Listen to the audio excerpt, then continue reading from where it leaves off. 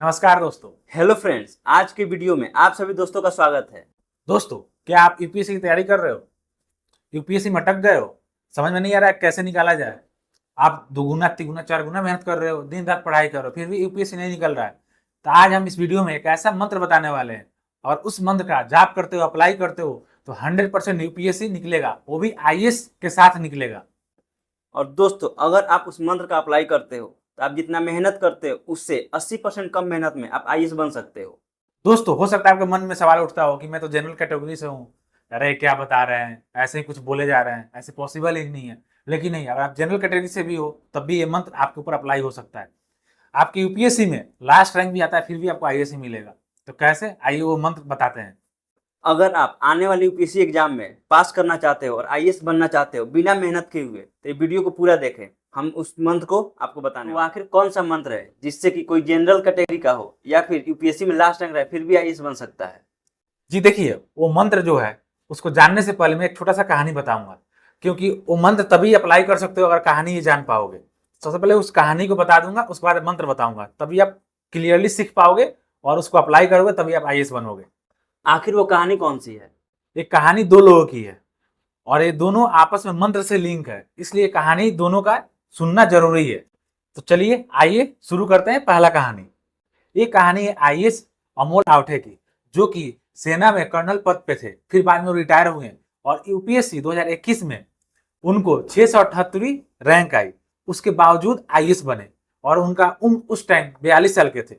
ये कहानी तो मुझे नॉर्मल लग रहा है, आखिर में आप बताना क्या चाहते हो? जी रुकिए, थोड़ा सा सब्र कीजिए, कहानी में जरूर मोड़ आएगा। आईएएस अमोल आवठे एक इंटरव्यू में बता रहे हैं, जब वो यूएन में अपना सर्विस दे रहे थे एज अ सेना के तौर पे, तब उनके एंकल में चोट लग गई।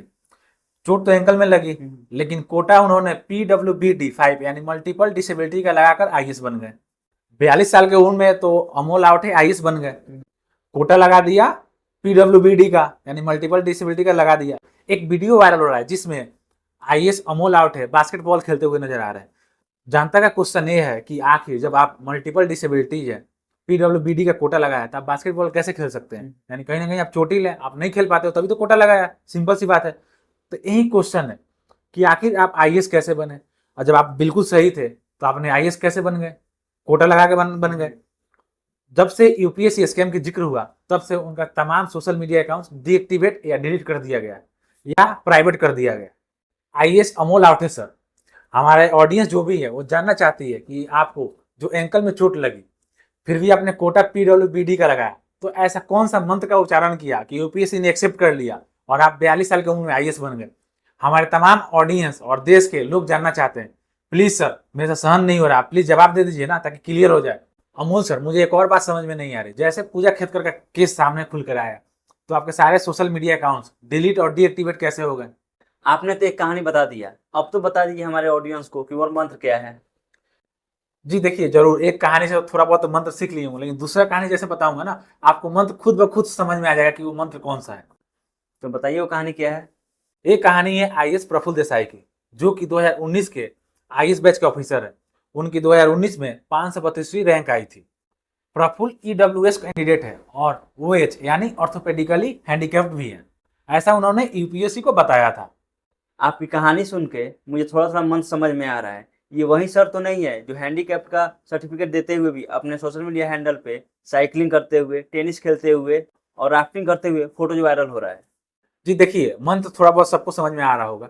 यही तो मंत्र है कि आपको यूपीएससी सिलेक्शन से पहले अपना सर्टिफिकेट दे दो, जैसे आपका सिलेक्शन हो जाए उसके बाद ठीक हो जाओ। यही मंत्र बेसिकली मैं स्टोरी सुना के समझाना चाह रहा था हमारे ऑडियंस को, प्रूफ के साथ बताना चाह रहा था कि ये मंत्र बिल्कुल 100% कारगर साबित होता है, बशर्ते आप सही से इसको इस्तेमाल करो। प्रफुल्ल सर से हम उम्मीद करते हैं कि इसका जवाब जरूर देंगे और सबका मुंह बंद जरूर करवाएंगे। और देखा जाए तो जैसे प्रफुल्ल देसाई का फोटो वायरल हुआ है, उसके बाद से ही सर का सोशल मीडिया अकाउंट डीएक्टिवेट और प्राइवेट कर दिया गया, पता नहीं क्यों। ऐसी बहुत सी कहानियां हैं जिसमें सारे कैंडिडेट ये वाला मंत्र का इस्तेमाल करके आईएएस ऑफिसर बन जाते हैं। आपने आईएएस पूजा खेतकर के बारे में सुना ही होगा, उसमें नया मोड़, दिन प्रतिदिन नया मोड़ लेके आ रहा है केस। अभी पता चला है कि आईएएस पूजा खेतकर डीएम के ऊपर ही केस कर दिया हरासमेंट के लिए। अब आगे और कौन कौन सा केस खुल के आ रहा है तो बाद में पता चलेगा। ये सब जितना है पूजा खेलकर के बाद ही हो रहा है, जो भी हो रहा है। अब आप एक बात समझिए, यूपीएससी अपने आप में एक इतनी बड़ी संस्था है, रेस्पेक्टफुल सपना है।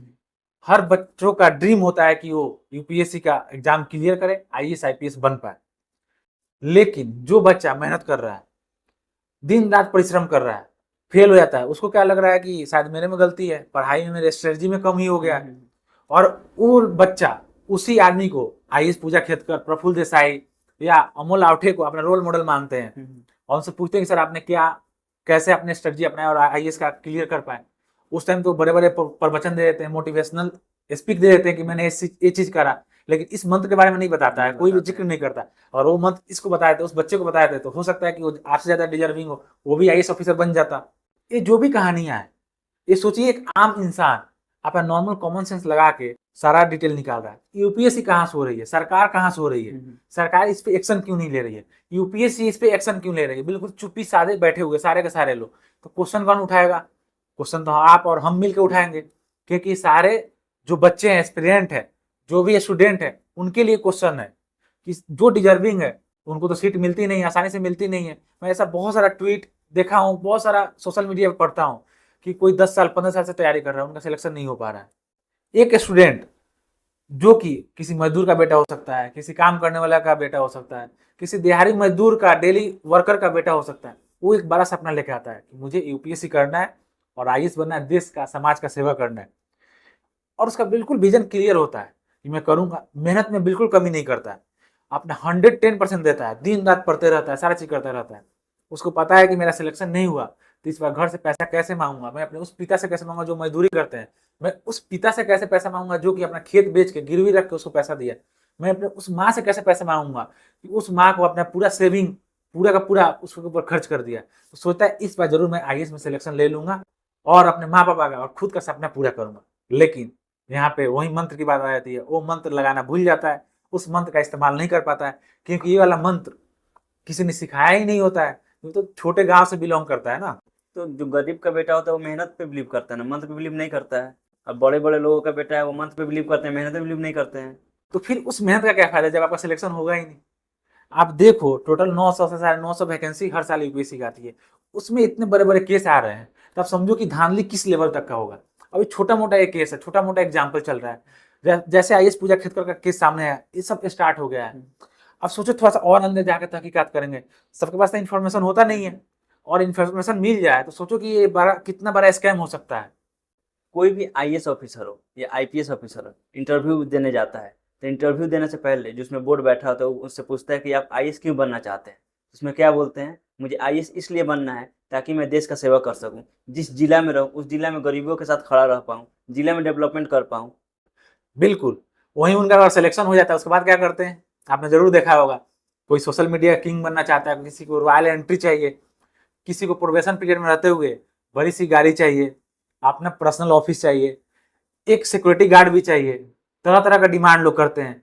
इवन सोशल मीडिया किंग चाहिए, छोटे छोटे दुकान पे रेड मारते हैं, क्योंकि नेताजी के घर तो जा नहीं सकते हैं, उसको तो इंटरव्यू के टाइम बताने के लिए था कि मैं देश का समाज का सेवा करना चाहता हूँ, क्योंकि वो खुद किसी दूसरे का हक छीन के, किसी दूसरे का दुख छीन के खुद सुख का जिंदगी बिता रहे हैं, खुद स्पेशल मंत्र का यूज करके आईएएस ऑफिसर बन जाते हैं। तो आप उनसे क्या उम्मीद रख सकते हो, कुछ होगा ही नहीं। आपने बहुत बार देखा होगा एसपी के ऑफिस में रील बनते हुए, उसको अपलोड करते हुए, आखिर में कोई आईएएस या आईपीएस ऑफिसर का काम क्या होता है, सोशल मीडिया पे फोटो रील बना के डालना, नहीं ये काम करना। आपने बहुत बार देखा होगा, बहुत बार ट्रैफिक पुलिस अपना ड्रिल बना के डालती है, ठीक है, बहुत बार ये चीज होता है कि जनरल अवेयरनेस की बात किया जाता है, ठीक है आप डालिए, लेकिन हर चीज डालने की जरूरत नहीं। आप क्या दिखा रहे हो समाज को, क्या दिखा रहे हो कि अगर मैं आईएएस हूँ तो राजा हूँ, और आप आईएएस नहीं हो तो कुछ भी नहीं हो, मैं जो मन करे वो कर सकता हूँ। इतना ही नहीं, ट्रैफिक पुलिस जो बनाते हैं उनके शर्ट पे देखिएगा 10-10 12-12 ये माइक लगे हुए होते हैं, पता नहीं कितना लोग वहाँ पे वीडियो शूट करते हो, कितना रील बनता है उसका। बिल्कुल, वहीं अगर यूपीएससी सिलेक्शन की बात करें तो जितने भी कैंडिडेट है उसमें बहुत सारे ऑफिसर के बच्चे होते हैं या बड़े बड़े नेता के बच्चे होते हैं, तो अपने बच्चे से बोलते हैं कोई बात नहीं तुम ईडब्ल्यूएस में कवर कर लो, कोटा ले लो, लेकिन वो बोलता है कि 2-3 लाख रुपए इनकम ज्यादा आ रहा है, तो बोलता है कोई बात नहीं मैं मैनेज करवा लूंगा बेटा, तुम टेंशन मत लो, तुम बस कोटा ले लो बेटा, बाकी तो मैं मैनेज करवा लूंगा। लेकिन वही साधारण व्यक्ति का, साधारण परिवार से जो आता है बच्चा, उसका बाप बोलता है, क्या पिता क्या बोलता है कि इनकम तो ईडब्ल्यूएस का अंतर आ रहा है, इनकम तो बहुत कम है, लेकिन 1 बिस्वा जमीन ज्यादा है, तो अगर तुम कहीं कोटा लोगे क्या पता कहीं फंस जाए, इससे अच्छा कि ना लो। यही वजह है कि जो बड़े बड़े लोग के बेटे हैं वो तो डेली आईएएस बन जाते हैं, लेकिन जो छोटे और मिडिल क्लास फैमिली से बिलोंग करते हैं बच्चे, वो इस डर की वजह से वो कोटा नहीं ले पाते हैं और अपने मेहनत पे भरोसा करते हैं और आईएएस नहीं बन पाते। इसीलिए तो देश का ये हाल है, डिजर्विंग कैंडिडेट को आईएएस नहीं बनाया जाता है और मंथ रीच करके लोग बन जा रहे हैं। तभी तो आप देखो ना कि सब चीज होने के बावजूद मांग किया जा रहा है कि मुझे बंगलो चाहिए, मुझे स्टाफ चाहिए, मुझे ये चीज चाहिए, तमाम चीज मांगा जा रहा है। लेकिन अगर वही जो डिजर्विंग कैंडिडेट मेहनत से बना रहेगा ना, उसको पता है कितना मैं मेहनत से बना हूँ और मैं कुछ चीज मांग रहा हूँ तो किसी ना किसी का हक मार के मांग रहा हूँ, तो वो चीज नहीं करेगा।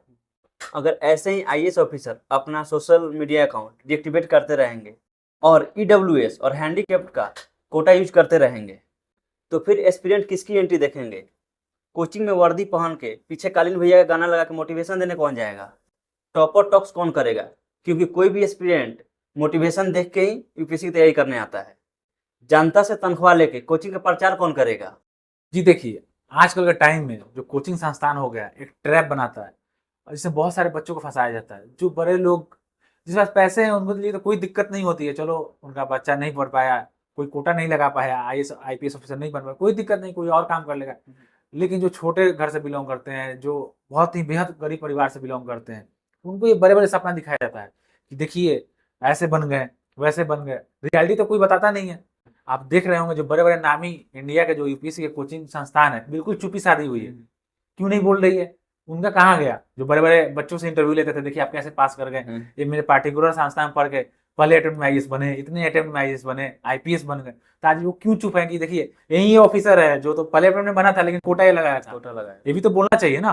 तो सब चीज चुप है। तो देखा जाए जो कोचिंग इंडस्ट्री में बिल्कुल ट्रैप है, हमें ट्रैप में नहीं फंसना चाहिए। क्योंकि हर साल 10 लाख एस्पिरेंट एडमिशन लेते हैं यूपीएससी में, सिलेक्शन तो 900 लोगों का होना है। बाकी जो बच्चे होते हैं वो तो ट्रैप में फंस गए ना। उसमें मेरा अनुभव जहाँ तक है, मैं मानता हूँ कि कम से कम 70 to 80% बच्चे बेहद गरीब परिवार से आते हैं।